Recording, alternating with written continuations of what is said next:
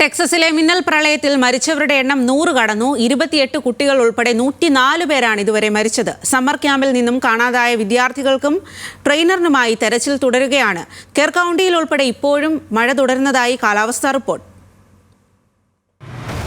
ടെക്സസിലെ മിന്നൽ പ്രളയം സൃഷ്ടിച്ച ദുരന്തത്തിന്റെ വ്യാപ്തി ഇനിയും അളക്കാനായിട്ടില്ല. ദുരന്തമുണ്ടായി 4ാം ദിനവും കാണാതായവർക്കായി തെരച്ചിൽ തുടരുകയാണ്.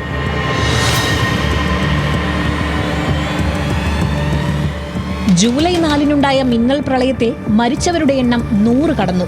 പ്രളയം തീവ്രമായി ബാധിച്ച കെർ കൗണ്ടിയിൽ ചെളിയും മാലിന്യവും അടിഞ്ഞ രക്ഷാപ്രവർത്തനം ദുഷ്കരമാണ്. ഇവിടെ നടന്നിരുന്ന സമ്മർ ക്യാമ്പ് ഒന്നാകെ പ്രളയത്തിൽ ഒലിച്ചുപോയി. ക്യാമ്പിലുണ്ടായിരുന്ന 28 കുട്ടികളും ഒരു ട്രെയിനറും പ്രളയത്തിൽ മരിച്ചതായി മിസ്റ്റിക് ക്യാമ്പ് അധികൃതർ അറിയിച്ചു. ഈ ക്യാമ്പിൽ നിന്നും കാണാതായ വിദ്യാർത്ഥികൾക്കും ട്രെയിനറിനുമായുള്ള തെരച്ചിൽ തുടരുകയാണ്.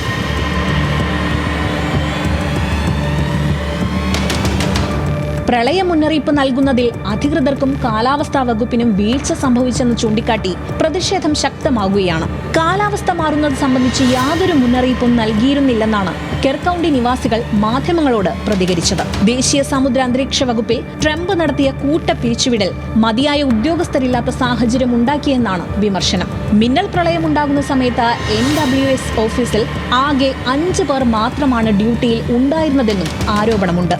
എന്നാൽ പ്രളയം ദൈവത്തിന്റെ സൃഷ്ടിയാണെന്നും NWS കൃത്യമായി പണിയെടുത്തിട്ടുണ്ടെന്നും White House press secretary Karoline വ്യക്തമാക്കി. ദുരന്തബാധിത പ്രദേശം സന്ദർശിക്കുമെന്ന് പ്രസിഡന്റ് ട്രംപ് അറിയിച്ചിരുന്നുവെങ്കിലും സന്ദർശനം മാറ്റിവെച്ചു. ദുരന്തത്തിൽ സർക്കാരിന്റെ ഭാഗത്തുണ്ടായ പ്രശ്നങ്ങൾക്ക് കാരണം ബൈഡൻ സർക്കാർ വരുത്തിയ പരിഷ്കാരങ്ങളാണെന്നാണ് ട്രംപ് അനുകൂലികൾ ആരോപിക്കുന്നത്. അതേസമയം കെർ കൗണ്ടിയിൽ അപകട സൈറനുകൾ സ്ഥാപിക്കുന്നതുൾപ്പെടെയുള്ള കാര്യങ്ങളിൽ ഫണ്ട് അനുവദിക്കാതെ മാറ്റിവെച്ച സർക്കാർ നടപടിക്കെതിരെയും പ്രതിഷേധം ഉയരുന്നുണ്ട്. International desk, news Malayalam.